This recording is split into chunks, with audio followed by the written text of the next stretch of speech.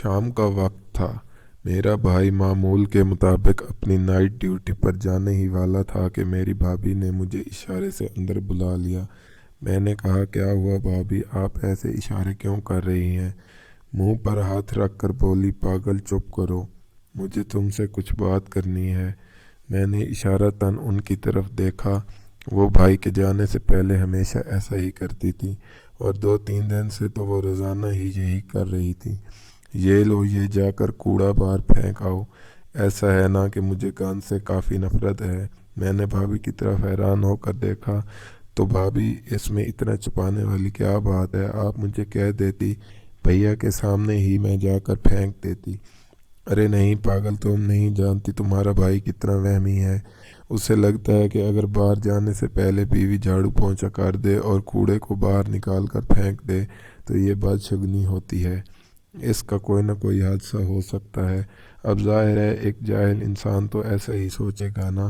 بھابھی کے منہ سے بھائی کے لیے جاہل کا لفظ سن کر مجھے بہت برا لگا، پر میں کچھ نہیں بولی۔ میں نے سوچا کہ شاید بھابھی اپنے شوہر کو پیار سے ایسا کہتی ہوں گی، پر ایسا نہیں تھا۔ بھابھی بھائی سے بالکل بھی محبت نہیں کرتی تھی، کیونکہ جب وہ باہر جانے لگے تو بھابھی نے ناگواری سے ان کی طرف دیکھا اور مجھے کہا کہ جا کر دروازہ بند کر آؤ۔ میں حیران تھی کہ اتنی محبت کرنے والی بھابھی اچانک بدل کیسے گئی ہیں۔ وہ تو پہلے بھیا کو دروازے تک چھوڑنے جاتی تھی، اور جب وہ واپس آتے تھے تو ان کا باقاعدہ استقبال بھی کرتی تھی، پر اب بھابھی نے ایسا کرنا چھوڑ دیا تھا۔ بھیا کے جانے کے بعد بھابھی اپنے کمرے میں چلی گئی، مجھے بولی کہ میرے ساتھ آؤ۔ میں بھی ان کے ساتھ چلی گئی۔ بولی کہ آج تم نے کوئی ڈرامہ دیکھنا ہے، میں تمہیں اپنے فون پر لگا کر دوں گی۔ میں نے کہا، بھابھی میں تو ڈرامہ نہیں دیکھتی، ٹی وی پر دیکھتی ہوں۔ کہنے لگی کہ چلو میں تمہیں باہر ٹی وی پر لگا کر دیتی ہوں۔ مجھے اس بات کی سمجھ نہیں آ رہی تھی کہ آج بھابھی اتنی مہربان کیسے ہو گئی تھی، ورنہ تو وہ پہلے ایسا نہیں کرتی تھی۔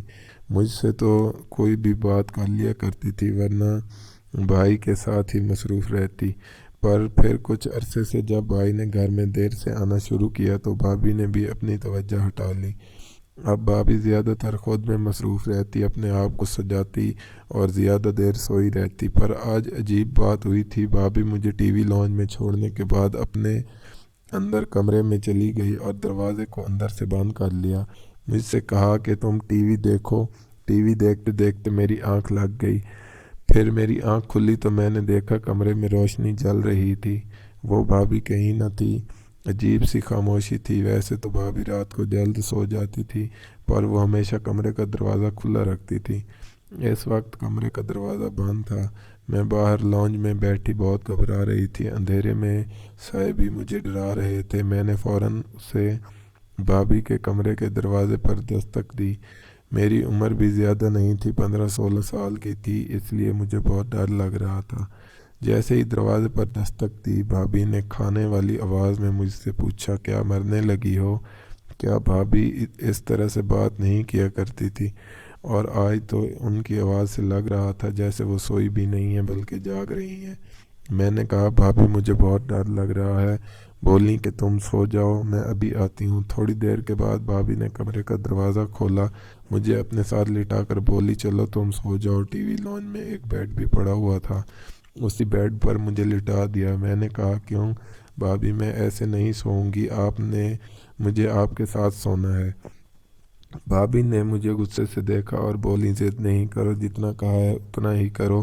میں نے سونے کی کوشش کی، پر مجھے نیند کہاں آتی، مجھے ڈر لگ رہا تھا، اور تھوڑی دیر کے بعد ایسا محسوس ہوا جیسے بھابھی میرے پاس سے اٹھ کر چلی گئی ہوں۔ اماں کو تو اکثر کھانسی رہتی تھی، وہ دوسرے کمرے میں میری بہن کے ساتھ سوئی ہوئی تھی۔ میری بہن اماں کا بہت خیال رکھتی تھی، پر میری بھابھی سے دوستی سی، سو میں اس کے ساتھ ہی رہتی تھی۔ مجھے ان کی عادت ہو گئی تھی، لیکن یہ کیا، آج تو بھابھی میرے پاس ہی نہیں رک رہی تھی۔ تقریباً 2-3 گھنٹے بعد دوبارہ میری آنکھ کھل گئی۔ میں نے دیکھا میرے پاس بھابھی نہیں تھی۔ مجھے بہت ڈر لگا۔ دیکھا تو بھابھی کے کمرے کا دروازہ بھی بند تھا۔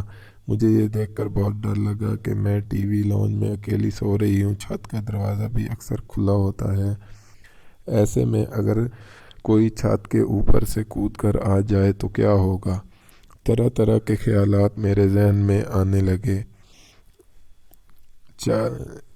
باوجود بھی میں سو نہیں سکی تو میں نے اٹھ کر بھابھی کے دروازے پر دستک دی۔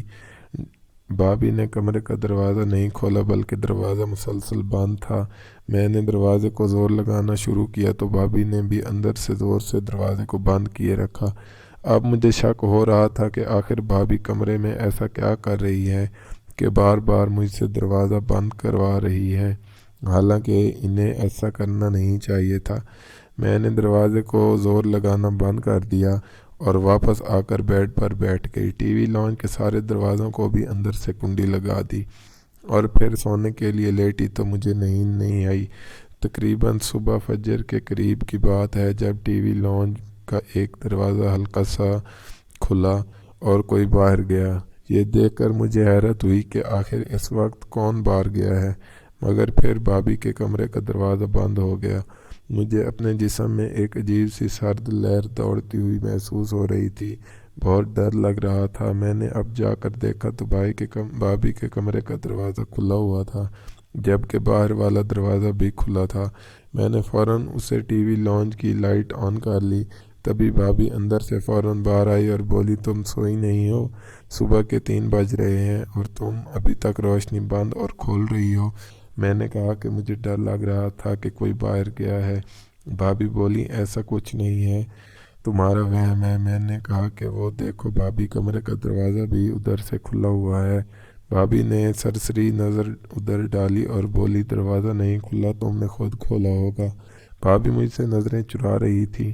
میں نے بھابھی کی اس بات پر کوئی اعتراض نہیں کیا۔ مجھے فی الحال خود بہت ڈر لگ رہا تھا۔ میں نے بھابھی سے دوبارہ کہا کہ مجھے ڈر لگ رہا ہے۔ بولی کہ تم کوئی چھوٹی بچی نہیں کہ تمہیں ڈر لگے۔ آئندہ سے اکیلے سونے کی عادت ڈالو اور ہاں ہو سکے تو امی کے کمرے میں سو جایا کرو۔ بھابھی کا رویہ پھیکا ہو چکا تھا۔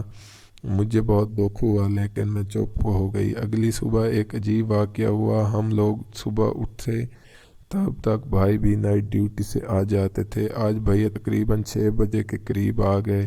ایک بار پھر دروازہ کھلا۔ ٹی وی لانچ کا دروازہ بھی کھلنے پر مجھے آواز آئی۔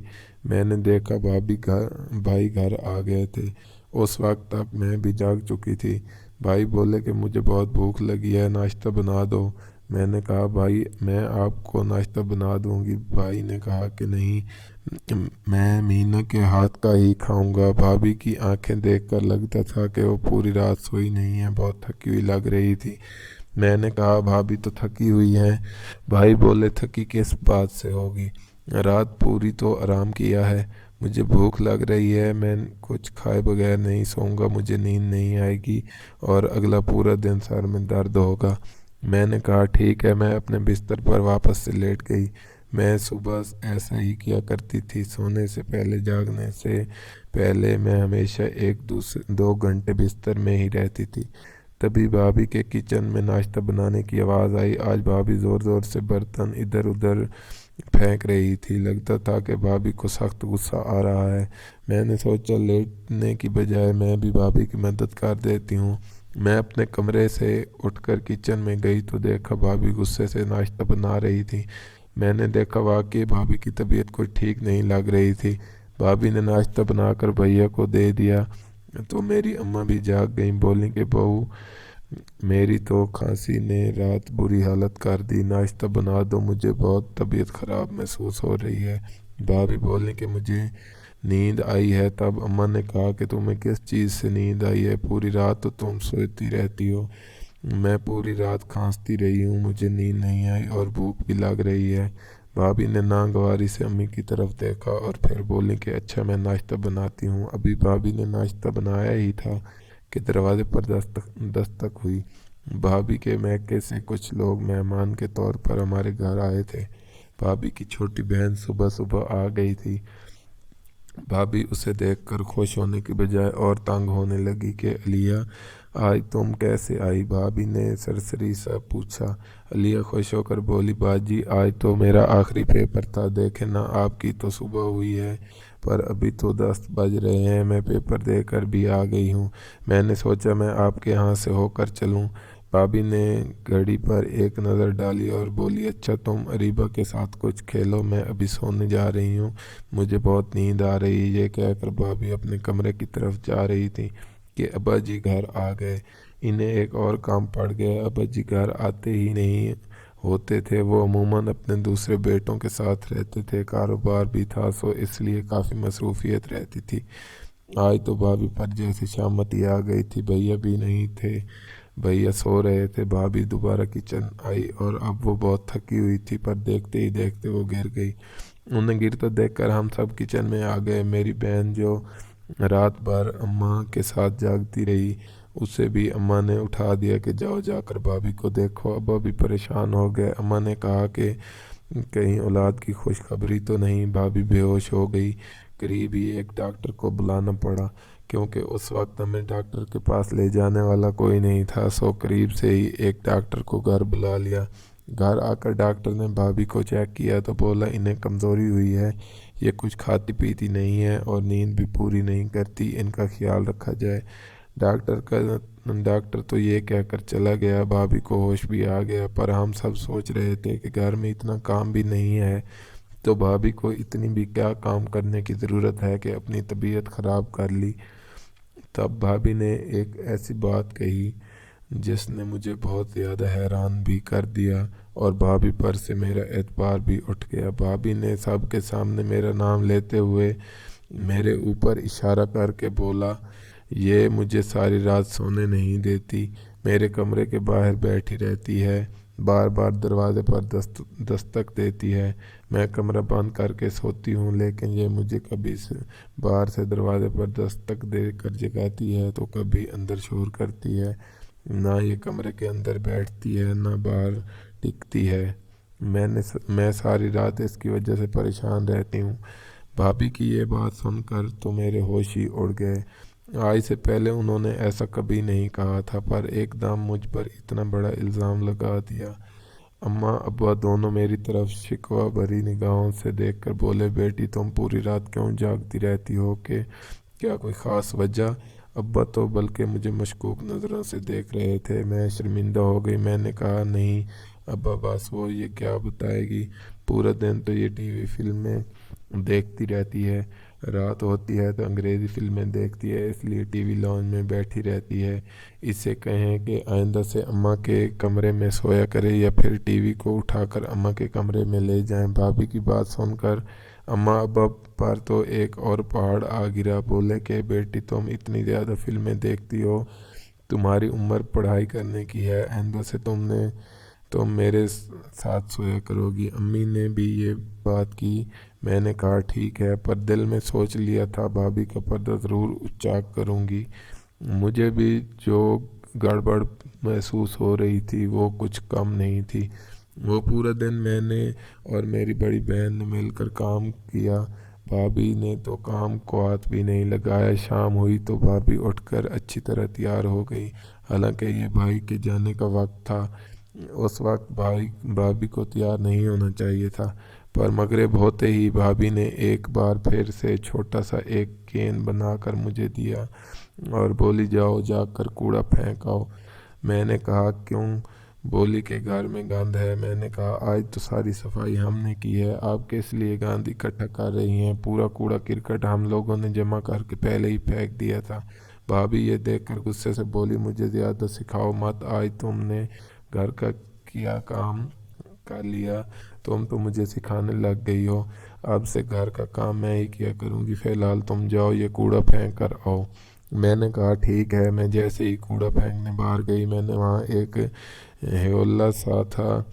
मुझे बड़ा अजीब लगा। मैं जान गई थी शायद भाभी मुझे एक निशानी के तौर पर बाहर भेजती हैं। मेरे जाने का मतलब यही होगा कि आज भाई घर से जा रहा है। ये बात ना जाने क्यों मेरे जहन में अचानक से आई थी, क्योंकि ऐसा हर रोज़ होता था।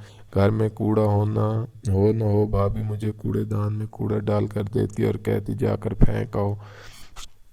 ये देखकर मैंने किसी किस्म का कोई रद्द अमल का इजहार नहीं किया।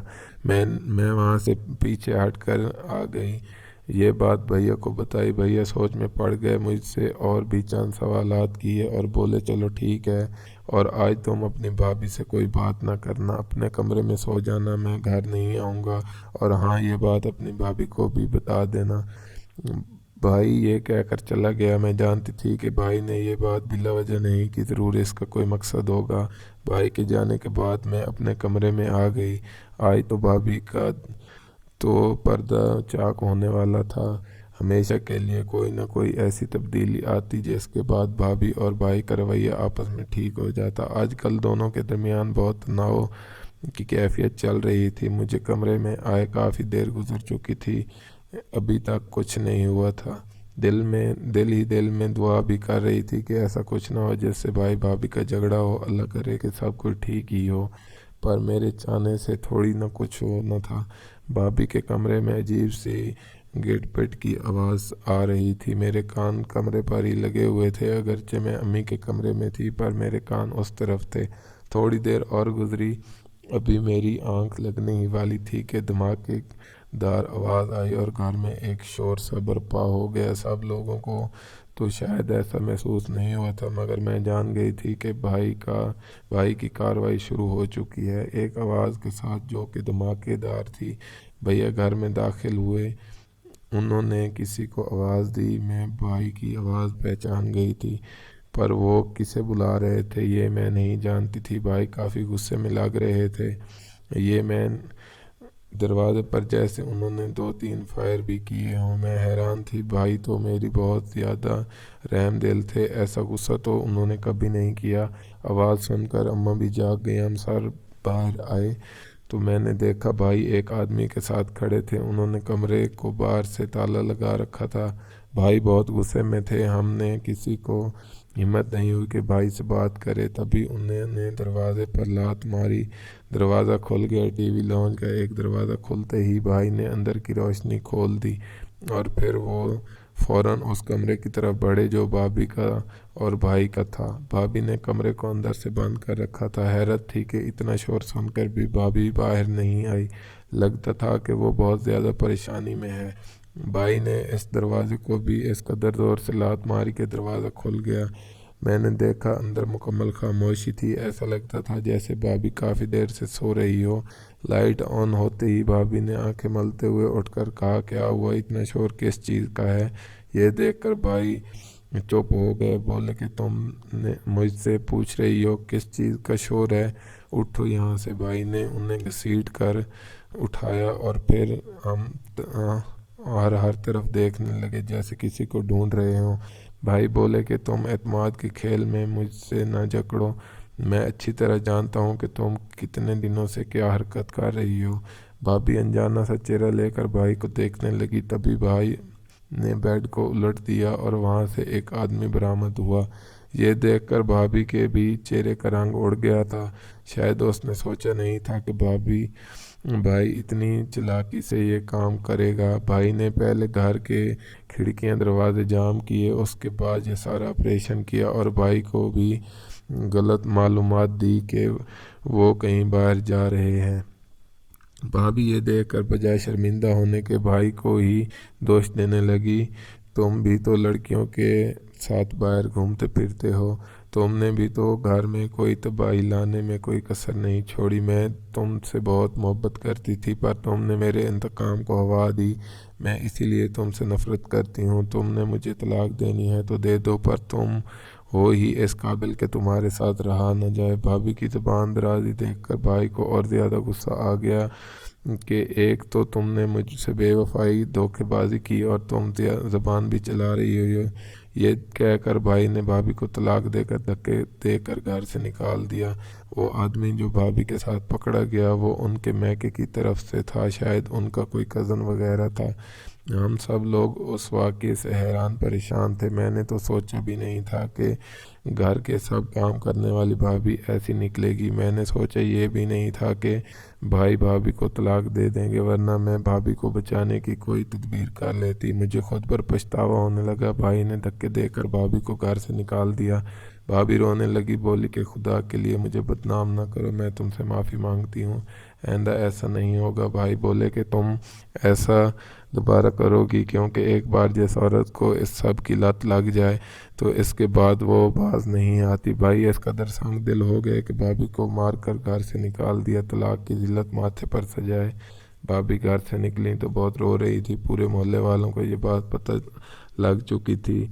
वो लड़का भाभी का रिश्तेदार था। भाभी की बदनामी के बाद उसने भी भाभी को छोड़ दिया और उनसे शादी करने का तो जैसे सवाल ही पैदा नहीं होता था। वो शायद वक्त गुजारी के लिए आया था और भाभी भाई से उनकी बेवफाई का इंतकाम ले रही थी। मैं हैरान थी कि भाभी को उससे इस सब की क्या पड़ी थी, जबकि भाई उनसे मोहब्बत करते थे, किसी चीज़ में कोई कमी नहीं थी। पर फिर भी भाभी ने इस कदर बेवफाई से काम लिया कि भाई टूट कर रह गया। तलाक देने के बावजूद भाई का गुस्सा कम नहीं हुआ। वो हमेशा अपने आप में गुम रहते, खुद को नुकसान पहुंचाने की कोशिश करते, काफ़ी अरसा नफसियाती मरीज़ बने रहे। लेकिन फिर हम साहब की मोहब्बत ने उनके दिल का रुख मोड़ दिया और वो एक नॉर्मल ज़िंदगी गुजारने लगे। अल्लाह मेरे भाई को हमेशा खुश रखे, क्योंकि उन्होंने हमें बाप बनकर पाला है और कभी भी घर में किसी चीज़ की कमी नहीं होने दी। पर न जाने क्यों मुझे आज भी लगता है जैसे भाई का घर बर्बाद करने में सबसे बड़ा हाथ मेरा है, ना जाने क्यों।